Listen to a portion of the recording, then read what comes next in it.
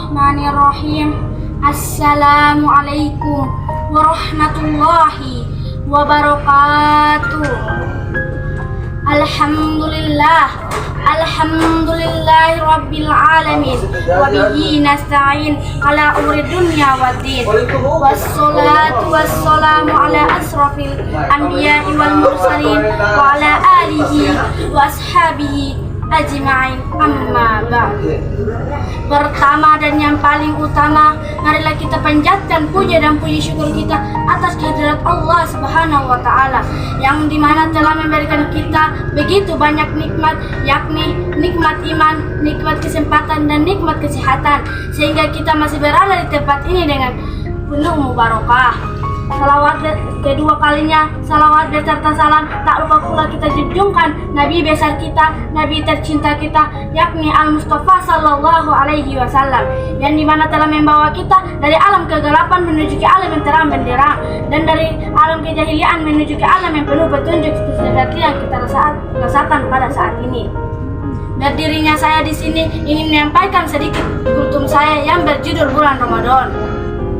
Hadirin rahimakumullah, bulan Ramadan merupakan bulan yang sudah sangat jelas sekali bagi umat Islam dalam melaksanakan kewajiban berpuasa yang dilaksanakan selama 1 bulan penuh. Selain dalam Al-Quran, kitab Taurat dan Injil pun juga menjelaskan keutamaan berpuasa.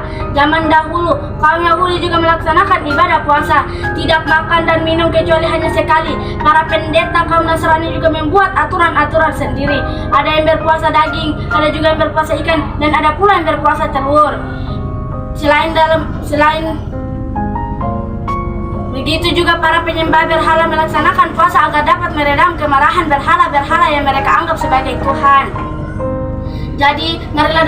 Jadi sebenarnya semua agama sebenarnya juga sama-sama mengakui kebenaran dan keutamaan berpuasa. Akan tetapi caranya yang berbeda-beda. Puasa menurut syariat Islam adalah meninggalkan hal-hal yang membatalkan seperti makan, minum, dan hawa nafsu mulai dari fajar subuh hingga terbenamnya matahari dengan niat melaksanakan ibadah puasa. Hadirin rahimakumullah, Nabi Muhammad Sallallahu Alaihi Wasallam menerima kewajiban berpuasa pada bulan Sya'ban tahun kedua Hijriah. Kemudian pada tahun tersebut beliau dan para sahabat berpuasa pada bulan Ramadan. Sedangkan hikmah berpuasa diantaranya adalah: 1. Agar timbul rasa belas kasihan terhadap kaum fakir miskin, yaitu agar sama-sama merasakan lapar dan dahaga yang sering mereka rasakan setiap hari. 2.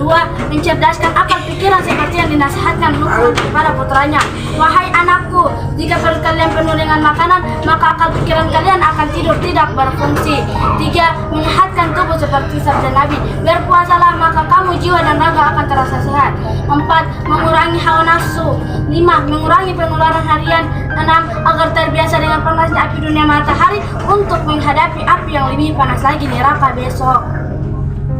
Nabi Muhammad Sallallahu Alaihi Wasallam bersabda, seluruh amal perbuatan manusia akan dilipat gandakan oleh Allah sebanyak 10 kali lipat kecuali puasa.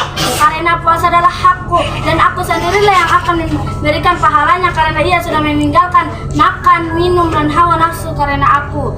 Jadi dari keterangan tersebut, marilah dalam bulan Ramadan ini kita perbanyak seperti membaca Al-Quran, salat tarawih dengan salat witir, agar kita mendapat bersedekah di masjid, di musola, atau di rumah karena hanya di bulan inilah salat tarawih kita laksanakan dalam setahun.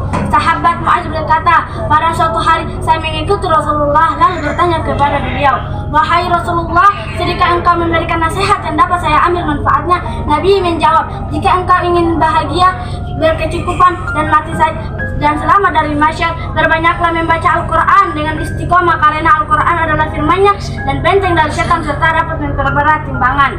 Nabi juga bersabda, surga diciptakan dibagi 4 golongan. 1. Orang yang memperbanyak membaca Al-Quran. 2. Orang yang menjaga lisannya. 3. Orang yang menjaga perutnya. Dan 4. Orang yang berpuasa di bulan Ramadan. Jadi, marilah dalam bulan Ramadan ini kita perbanyak seperti pengajian, tadarus Al-Quran, salat tarawih, agar kita mendapatkan pahala-pahala yang tak terhitung jumlahnya tersebut. Mungkin itu saja yang dapat saya sampaikan. Lebih dan kurangnya saya mohon maaf. Bila ada kata yang salah, saya mohon maaf.